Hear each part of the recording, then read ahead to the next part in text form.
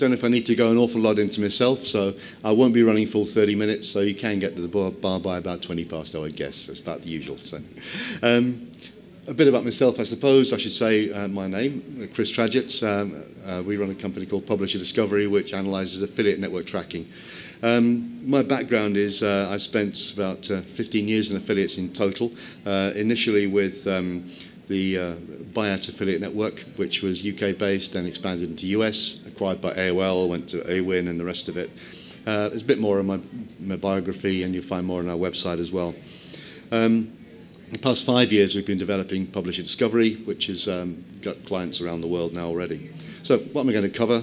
And simple enough, network migrations made simple. Now, as hefty element of tongue-in-cheek here that nothing is ever simple in affiliate network management.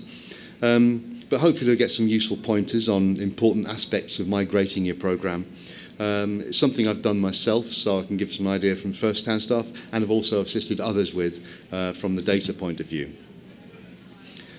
So why would you move your program? What's driving your decision? I think that's the important question, isn't it? So maybe your network is closing. More about that in a moment.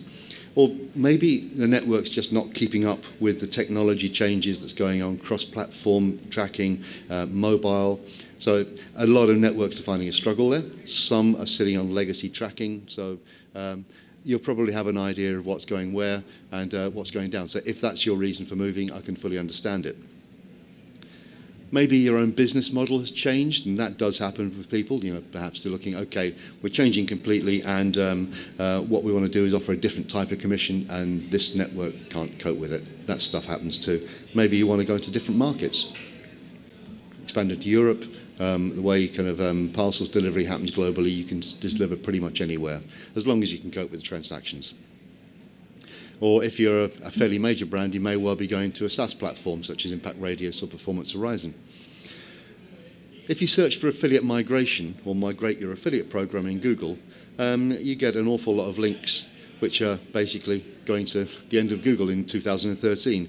A lot of posters, as you can see here, kind of multiple steps on how to manage your affiliate program, how to migrate. It was a major cataclysmic event which happened on the second day of affiliate management days, if I recall, back in 2013, because we were at it, and there was a flurry of people about mid-morning on that day. It was quite funny. There's a load of blog posts from about then, and almost everything that's in those posts is still current and still very relevant. I'm not going to reiterate a lot of that stuff. What I want to try and do is cover some of the elements which will be, which are key pointers that people have discovered from then. Things that I've seen for myself, and things that I've seen subsequently, having looked at affiliate network tracking in a lot more detail. So if you decided to move, first you need to do your due diligence, do your homework on it, check the options for the networks you want to move to. Now, it might be a network that's specific for a sector. So if you're in tech, you probably want to go to someone like Avangate. But depends upon the network. Different networks have different capabilities and different specializations. And you want to go to a network where the affiliates are appropriate. You'll need the right technology, so check that they can do what you can do. You might want to find, whether they can actually cope with things like such as cross-platform and all the rest of that. What are their fraud compliance procedures? Do they match up to what your expectations should be? And also you think in terms of their reporting systems. How do they deal with their affiliates? What are their affiliate relationships like? Absolutely crucial. And in terms of reporting systems, how do affiliates see them? Are affiliates happy with kind of the people you're going to? Number one thing, ask your affiliates that you're working with currently. The last thing you want to do is say, right, I'm moving there, and they say, oh, don't work with those guys. Sorry, mate. So you really want to kind of make sure you've got those relationships and you retain those relationships with your hard-won affiliates, the guys who are supporting you currently. When it gets down to contracts with a new network, negotiate, always negotiate. As Gino says, don't accept the first price, and negotiation is key. Make sure that there's no non-compete clause. You don't want to be stuck with not being able to contact your ex-affiliates because you say, oh, you can't move them for the next 6 months or something. It's absolutely, it does happen still nowadays. So make sure that that's in there. Also, in your new network you're moving to, make sure that's not there in case you want to do it again in 6 months or a year's time or 10 years' time or something. Assess your own resources. Do you have enough bums on seats? Do you have enough people on the ground to actually manage this process yourself? If you have, great. If you haven't, and if you need to hire somebody, do that. Might be worthwhile getting an OPM. An OPM can operate either on a contract basis for a period of time to manage the migration for you, or you might want to get somebody on, if they're going to grow the program, a good OPM can actually do that for you. I mentioned my experience, which was working client side, and I spent a year launching and managing the program for EasySpace, a web hosting company in the UK, purely UK market, so it was kind of quite focused. It had a small in-house program previously on Has Offers, as was, it's still there, but I think actually, isn't it? But we had a small program with about 20 affiliates, and we needed to grow that, and there wasn't the ability to find the affiliates on the network, and the logical step was to find somewhere for it to go. So I started my due diligence, and where were all the current affiliates? I said, oh yeah, we're on CJ, because that's where all your competing networks are. So you've got all of these UK one-on-one internet and all of the other UK affiliate web hosting companies were all on CJ. So that was the absolute logical place to go as well. We launched on there, which made a lot of sense, and kind of put the usual kind of things, banners and buttons and the rest of it. So managed to migrate all of the creative across, put new stuff in there as well to excite it and make it a bit more interesting. Some new offers, changed the commission structure slightly as part of it, which meant actually had a far better offer for affiliates. One of the things that really struck home doing that process was that even on a small program like that, do your program audit. So it's absolutely crucial. Check out what you're doing currently to the nth degree. Really in-depth program audit before we make any changes whatsoever, before you let anyone know you're even considering it. You want to find out who your main drivers are. You want to know absolutely everything about what they're doing, how they're doing it, where it's coming from. Really understand who they are and what's driving them, who the revenue drivers are, but also what's driving those affiliates. And also your brand ambassadors, because they may well be entirely different people to the affiliates who you consider to be the volume people. Conduct a gap analysis of your program and just make sure that you're working efficiently in the market anyway. You want to have a look at it against your competitors, and I'll show you an example shortly of how that can be used to explore new affiliates. Press your chosen network, the people you're going to move to suggest potential new affiliates that they will bring on board for your program. That way you can get an idea of the potential new revenue you can get from it. Check with your existing network when you can start contacting with them, hence the non-compete information, especially if you have to use their internal communications. And the last point there of set a manageable overlap time, that is not big enough words. It should be really hammered home. Decide on a manageable overlap time. I was talking to an OPM today, and they were talking about their client who had suggested they wanted to move networks from Linkshare to elsewhere. I won't say where because it'll give an idea who it is. It's a major brand in the US, and they literally said we want to have provide about a month for overlap if that's okay. Last moment they said only a week. Now bear that in mind when we go through what we can talk about in a moment.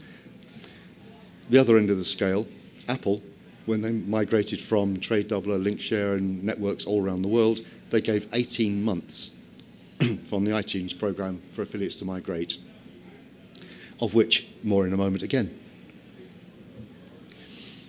So on to migrating your program. And it is complicated. Nothing's ever simple in this life. Communication is absolutely key to the whole process. You need to make sure that you're going to plan for success in every single way. So PR program, advertising, communications with existing affiliates. Excuse me.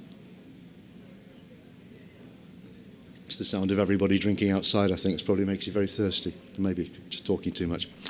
You need to be in contact with everybody, phone them, meet them, Your major revenue drivers, you need to be meeting anyway. If you haven't done so far, this is the absolute prime time to do that, to get those meetings in the diary. Talk through what you're planning to do well ahead of the migration.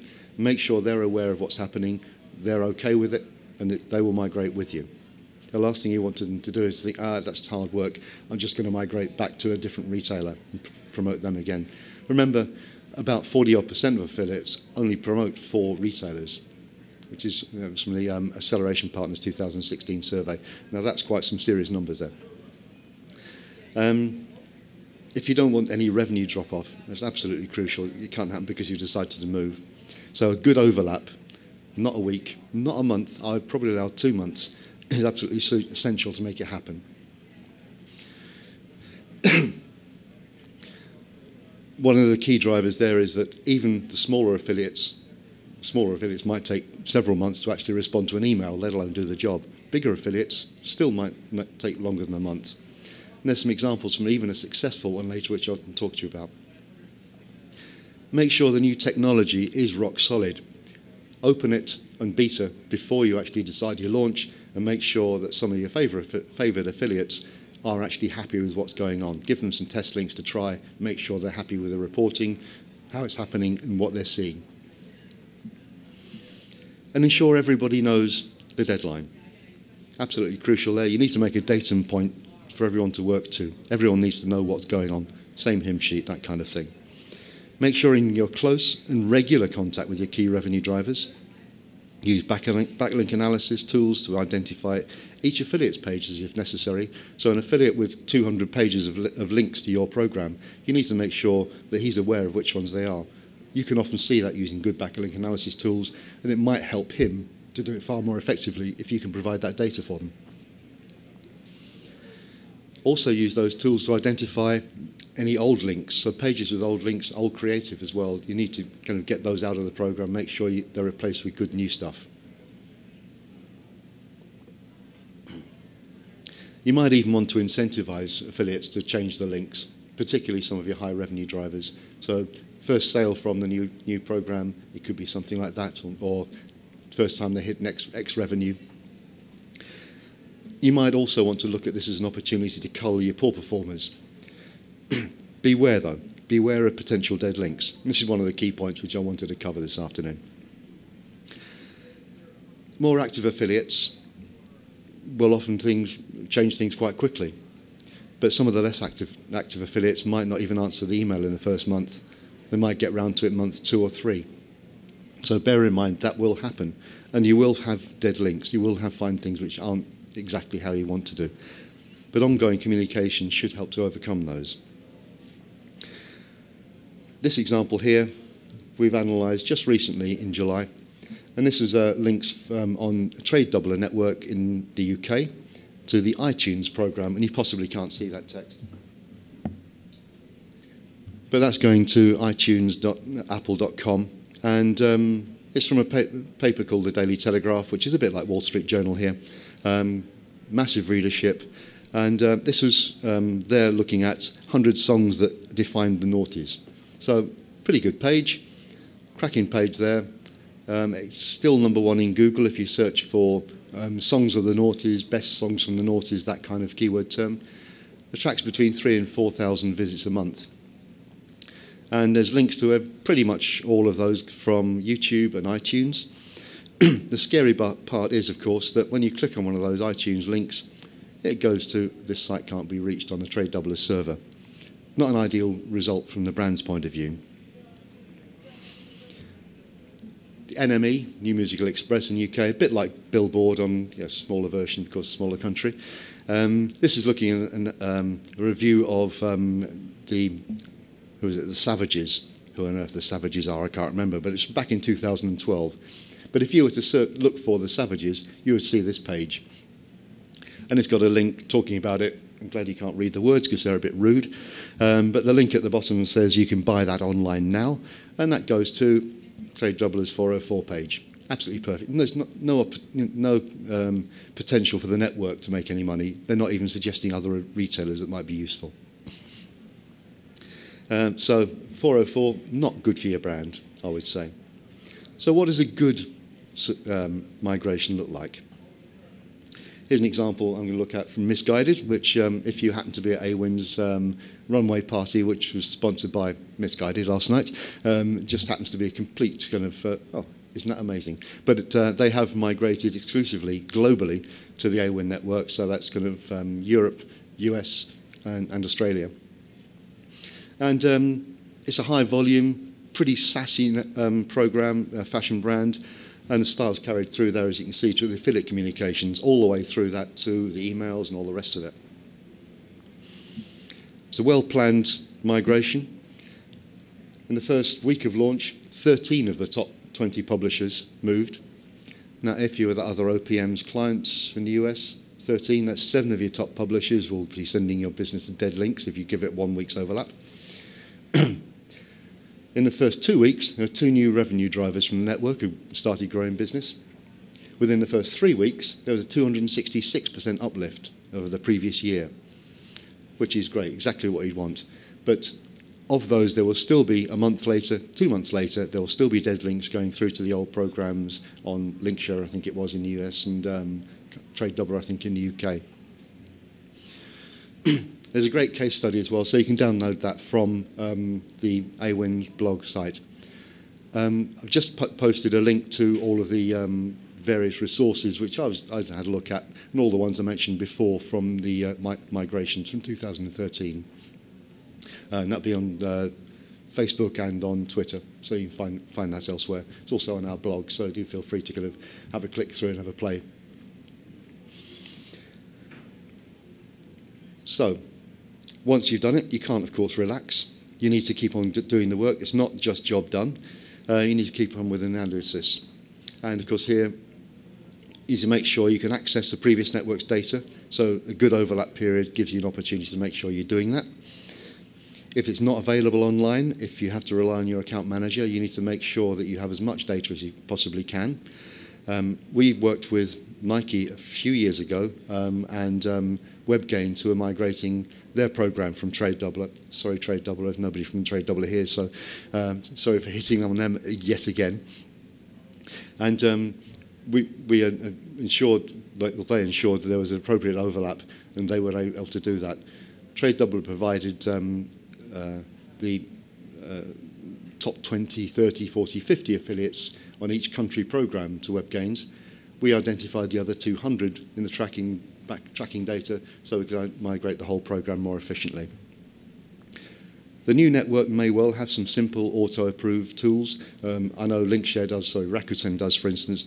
You can auto-approve all new affiliates you're introducing to your program. You can use some of these tools as well to identify some of the slow movers. Conduct your gap analysis. So here's a gap analysis looking at Citrine on ShareASale, and then there's Natural Skin Shop on CJ. And you can see it's smallish programs, 60, 80 or so affiliates on each one, so as you'd expect. We also looked on that example for affiliates using Skimlinks and VigLink with a page title including the word beauty, and found another 1,100 affiliates there. So there were 1,400 potential affiliates to bring onto the program. And when you compare that using a gap analysis, kind of a simple pivot table, you can see there the first column there, Citrine column. You can see that there's huge amounts of gaps there, and there's some really cool websites in there, such as PreventionSheKnows.com and Deal Hunting, Temptalia, all of which weren't actually working with the Citrine brand. So keep on with that analysis and keep on with the communications ongoing. It needs to be done for several months after migration, and even needs to be then revisited every 6 months going after that, because you will still find dead links, as we've seen with iTunes 4 years later.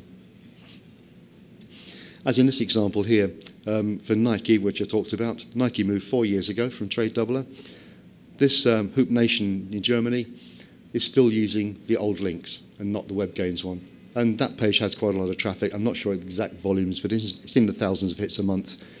And the link in the middle going to Nike ID, that goes through to our old friend 404 and Tradgett. So not perfect for the brand. I'm sure Adidas will love it. But of course, when it comes to that, you know we'll do better. So it's over to you, I suppose.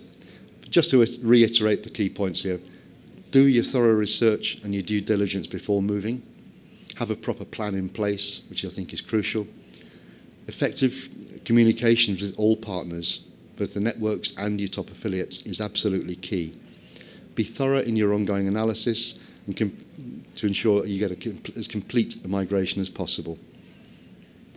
I know the title of this said it's made simple. Nothing ever is simple in affiliate, so you will know how simple it could be. You also know how easy it is to get it wrong. But no doubt you'll do it right this time. So good luck anyway. I would say there's any questions, but should we just retire to the bar and have a talk about it there? But if you've got anything you want me to ask specifically, I'm happy to do that now.